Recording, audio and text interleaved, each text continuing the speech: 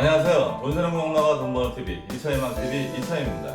제가 보통 강의나 상담을 할 때요, 명품백을 사고 싶으면 사도 된다고 이야기를 합니다. 제가 이렇게 말씀드리면 강의를 들으신 분들이나 상담을 받으러 오신 분들이 상당히 의아해 합니다. 명품백 사는 건 문제가 안 되는데요, 단 사는 방법이 상당히 중요합니다. 카드를 거서 사면 안 되고요, 예금이나 적금에 목돈을 걸어서 명품백을 사셔도 안 됩니다. 적금을 들어서 목표한 금액이 다 모이면 그때 명품백을 사시면 됩니다. 예를 들어서 명품백이 400만 원이라고 하면요, 매월 내가 20만 원씩 저축을 할 수 있다면 20개월 동안 적금을 들면 그 돈을 다 모을 수 있습니다. 이렇게 모은 돈으로 명품백을 사도 문제가 없습니다. 카드로 산 게 아니고 모은 돈으로 샀기 때문에 카드 상환에 대한 부담도 없고요, 원래 있던 목돈을 걸어서 명품백을 사는 데 대한 어떤 죄의식도 생기지 않습니다. 그런데 처음에 사고 싶었던 명품백이 있는데 20개월 동안 돈을 모으다 보니까요, 좀 생각이 바뀌어서 그거보다는 더 저렴한 명품백을 사면요, 저는 차선이라고 생각을 합니다. 제일 좋은 거는요, 저축을 하는 과정에서 그 노력이 아깝고 모은 돈을 명품백을 사는데 쓰는 게 아까워서 사지 않는 게 베스트라고 생각을 합니다. 그런 과정을 거치면 차선이나 베스트로 생각이 바뀌시는 분들도 많이 계십니다. 제가 24년 동안 재무상담을 해오면서요, 돈을 잘 모으시는 분들의 특징 중에 하나가 적금의 만기를 채우시는 분들입니다. 보통 우리가 매월 적금을 들 때요, 그 금액이 부담스러운 사람도 있고 부담스럽지 않은 사람들도 있는데요, 제한이 없을 때 적금의 만기를 채우시는 분들이 10명 중에 6명이 되십니다. 하지만 내가 매월 적금하는 게요, 한 20% 정도 노력을 해야 되는 숫자가 되면 10명 중에 3명밖에 적금의 만기를 채우지 못합니다.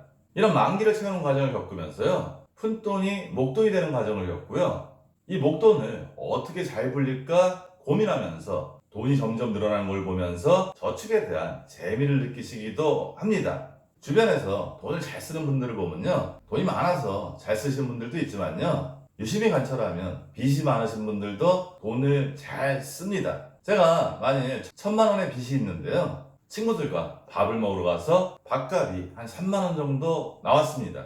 이럴 때 제가 제일 앞에 가서 돈을 결제할 수도 있는데요, 제 마음속에 어떤 생각을 갖고 있냐면 1000만 원의 빚이나 1003만 원의 빚이나 별 차이가 없기 때문에 괜히 구질구질하게 누가 돈 내나 그런 것 때문에 고민하지 말고 내가 돈을 내는 게 더 속 시원하다고 생각을 합니다.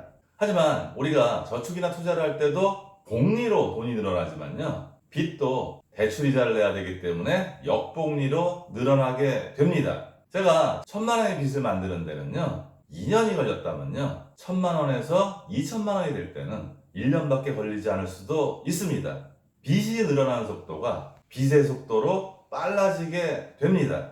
출발은 명품백을 사는 거였지만요, 그 과정과 결과에서는 좋은 저축 습관을 기를 수 있다는 점에서요, 저는 명품백을 사고 싶으면 사도 된다고 이야기를 드립니다.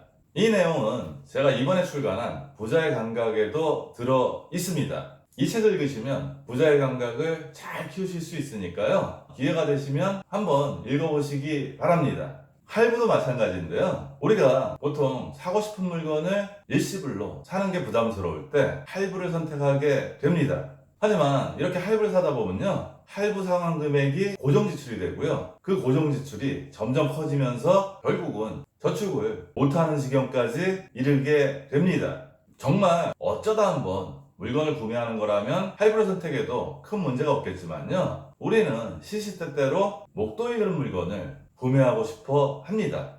그때마다 할부를 선택하게 되면 제가 좀 전에 말씀드린 대로 할부 금액이 고정 지출이 되고 그 고정 지출이 점점 커지면서 결국은 저축을 못하게 됩니다.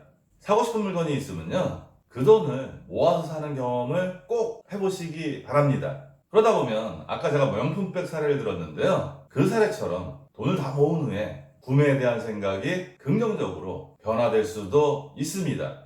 이렇게 생활 속에서요, 부자의 감각을 키워나가야지 우리가 애써 번 돈을 잘 모으고 잘 불릴 수 있습니다.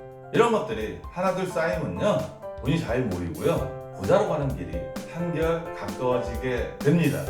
오늘은 명품백을 사고 싶으면 사도 된다는 그런 주제로 여러분들에게 말씀을 드렸습니다. 오늘 내용도 도움이 되었으면 좋겠고요. 오늘도 행복한 돈 관리 되세요.